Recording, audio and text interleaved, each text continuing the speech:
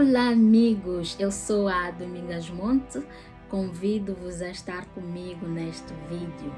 Vou falar-vos deste livro aqui, Luege, o Nascimento de um Império, de Pepe Tela. Antes mesmo de falar do livro, vou ler-vos aqui a biografia do escritor. Pepe Tela é nome artístico literário de Arthur Carlos Maurício Pestana dos Santos, escritor renomado, distinguido pelo Prêmio Camões 1997. Nasceu em Benguela, na província de Angola, em 1941. Licenciou-se em Sociologia e publicou mais de 20 títulos, entre romances, contos e crônicas. As suas obras refletem o percurso histórico, os costumes dos vários povos de Angola, questões ligadas à sociedade angolana até a atualidade. Trata-se de um escritor que dedica os seus livros no traçado da história, do passado, do presente recente, tecendo as suas marcas nas lides artísticos literárias, com um estilo próprio e marcas particulares. Entrando para o livro Luege, o Nascimento de um Império, é uma história, uma narrativa que conta duas histórias em paralelo e as protagonistas são duas mulheres, Luege e Lu. A primeira história situa-se 400 anos antes de 2000 e a segunda acontece exatamente no ano de 2000. Cada história ocorre em paralelo, a outra encadeia a outra, encaixando-se uma na outra. Essa aqui é a grande mestria de Pepe Tela neste livro. Particularmente este livro é um dos melhores livros que eu já li. Gosto muito deste livro e da forma como Pepe Tela encadeia e encaixa as histórias uma na outra. Se o leitor não estiver atento, poderá mesmo pensar que se trata da mesma história, mas não é a mesma história, são duas histórias diferentes, até porque as protagonistas têm praticamente o mesmo nome, Luege e Lu. Quem está desatento pensa que Luege já foi diminuído para Lu, mas não, são duas histórias diferentes, com essas duas protagonistas também diferentes, mas com o nome quase idêntico. A primeira história, a principal história, existe praticamente para justificar ou para dar uma explicação na segunda, ou podemos inverter, a segunda história vai justificar a primeira história. Luege, na segunda história da Lu, fundamenta-se no bailado que imita a história da Lum, da história da Luege, onde os bailarinos acabam por imitar essa história. O uso do encaixe na organização da sequência dos acontecimentos possibilita uma leitura mais prazerosa, com uma visão sobre a relação entre o passado, o presente e o futuro, porque passado trata-se da Luege, presente e futuro é a segunda história da Lu. Dos principais temas, a obra destaca a razão e o valor da tradição em cada contexto e resolução dos problemas das comunidades.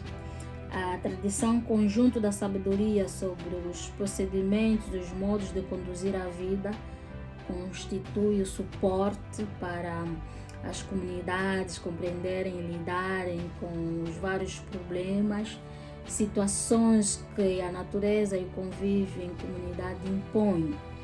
E ela tem valor quando pode resolver as situações dos povos. A história de Luege é sobre o poder, preservação da história, manutenção da história, e o principal problema é sobre o rei depois de Conde Yala Moato morrer, sendo que Chingur, o filho mais velho de Conde, acaba por ser afastado, acaba por não ser adequado a assumir o cargo, a assumir o trono, por causa da sua arrogância, falta de respeito pela tradição, pelo pai, enfim, acaba por perder essa herança de herdar o trono. Ele nutria um grande ódio e acabava por mostrar que não era a pessoa adequada para assumir o trono. E ele nutria um grande ódio pelos tubungos. Tubungo é o conselho do reino da Lunda, constituído por mais velhos, né, que acabavam por aconselhar o rei Conde sobre tudo aquilo que acontecia no reino. Luís então é posta no reinado, né, mesmo contra a vontade, e ela acaba por fazer uma promessa ao pai no leito da morte, né, os espíritos do pai acabam por convencer Luís a ficar com o trono, porque Tingur mostrou-se esse indivíduo que não podia sustentar ou reinar na Lunda. Acaba por o trono ser colocado pela entregue a Luís, e ela é aclamada rainha da Lunda, muito também pela inteligência e capacidade de resolver os problemas. E o primeiro problema com o qual Luís se depara é exatamente a seca, a falta de chuva. E ela conseguiu que esse problema fosse resolvido, fez lá acompanhada de outros mais velhos da comunidade, da Lunda, acabou por fazer os costumes e a chuva caiu. Na outra história, a história da Lu, a Lu tinha o grande dilema na construção do espetáculo, né? O espetáculo sobre a rainha Luís, porque Lu era uma bailarina, a principal do grupo, junto com seu amigo Ule. Depois de um grande fracasso com o bailado, ao qual ela não podia participar por estar impossibilitada, Lu decide, por influência de Mabial, artista, músico, compositor, compor o bailado da Luís, né? Acabam por compor o bailado da Luís, cuja história Lu, né, passou a vida a investigar e teria apontamentos por ela ser descendente. Na verdade, Lu também era descendente de Luís e tinha esses apontamentos com ela. E esses apontamentos ajudaram a montar a história, o bailado que Lu tanto queria montar. E nisso eu quero ler-vos aqui uma parte da história que mostra por que Conde não deixa o reino, o trono, o Lucano a Tingur, mas a filha Luís. Conde tinha 3 filhos, Tingur, Luís e Tinhama.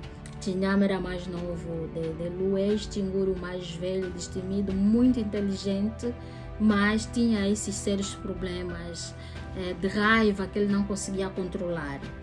Diz assim uma parte do texto na página 25. Que dor tão grande deserdar Tingur, o mais valente, o mais inteligente de todos os Lundas, mas também o mais descrente, o mais ímpio, o destruidor das crenças seculares que podem manter vivo o meu espírito e a recordação do meu nome. Por isso era necessário eliminá-lo. Ou seja, era necessário impedir que Tingur subisse ao trono da Lunda, porque ele era esse descrente, destruidor, alimentava raiva, ódio, tinha um comportamento fora do normal em comparação com as tradições da Lunda. Diz outra parte do texto: Luís vai invocar o meu espírito, comigo vai tentar falar. Duvido agora que ele responda, mas sinto tão bem aqui no alto da Mulemba As folhas a roçar umas nas outras pela brisa que vem do ocidente fazem um sussurro tão agradável e tão calmo que o meu espírito preguiçoso não vai responder aos seus apelos. Vai apenas querer sonhar numa sonolência de quietude, observar sorrindo o que se passa no mundo. Finalmente sábio ao infinito, desprezando os míseros sentimentos humanos de dor e desejo. Luís, não me chames, pois não responderei. Este é o espírito de Conde a falar. E diz mesmo a epígrafe do texto: agora sou eu que falo, eu, Conde. Depois dele morrer, ele vai tecendo também as suas falas. E diz assim: chefe dos Tubungo e rei da Lunda, no momento em que o meu espírito do corpo se liberta e voa ligeiro para cima da mulemba mais alta de Mussumba, onde vai ficar para sempre. Ou seja, como também acredita-se nas tradições dos povos angolanos que existe vida depois da morte, o espírito de Conde então vai viver no mais alto das árvores. E como diz aqui uma parte que eu li sobre Luís chamar o seu espírito ou não, é porque ele ainda está a velar por tudo aquilo que ele deixou, por tudo aquilo que ele fez pela Lunda. O seu espírito ainda está presente e tem observado tudo aquilo que Luís faz. Então Tinguri era este indivíduo muito inteligente, com mais força.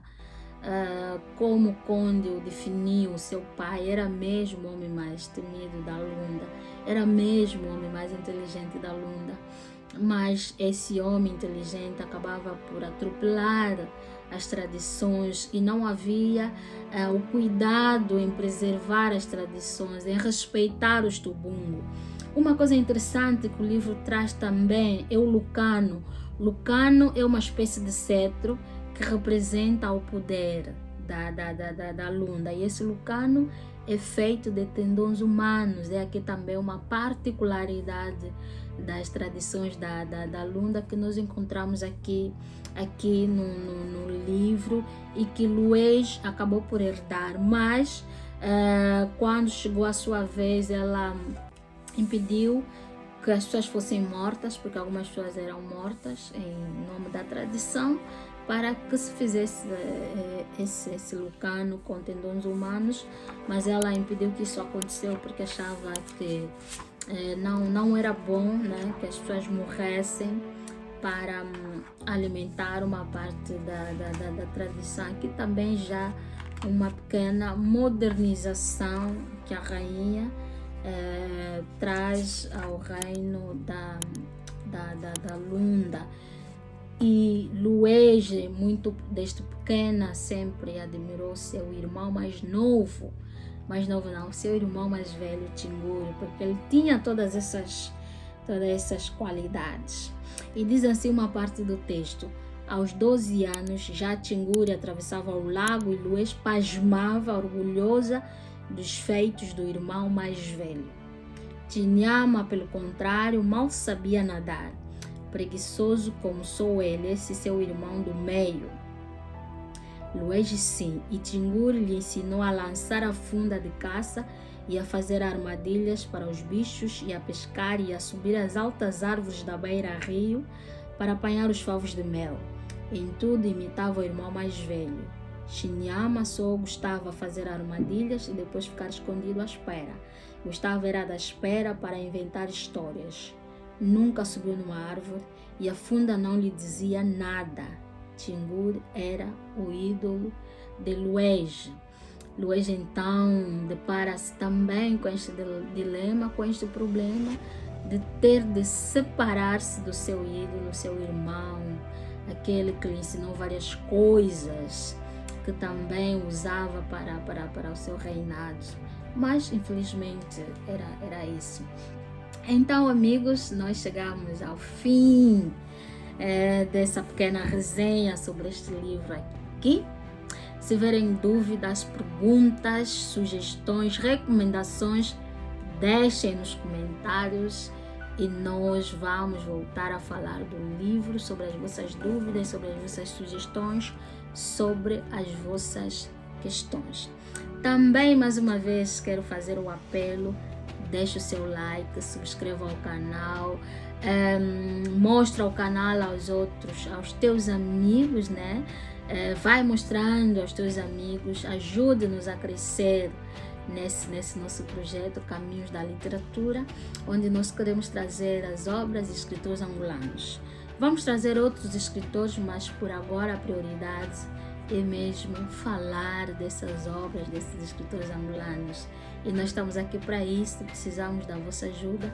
A vossa ajuda é só um like, a subscrição ao canal e a partilha do canal desses vídeos, desse vídeo e de tantos outros que temos no canal, para que mais gente veja, para que mais gente tenha acesso a esse nosso trabalho. Provavelmente nunca ouviram falar desses escritores, nunca leram essas obras, então é uma oportunidade deles poderem ler, poderem ouvir falar dessa história. É claro que nós trazemos pedaços, né, para aguçar a vossa curiosidade, chamar a vossa atenção para buscarem essas obras, lerem essas obras e entrarem por dentro do pensamento dos escritores que nós retratamos aqui através das suas obras. Mais uma vez, muito obrigada e até o próximo vídeo.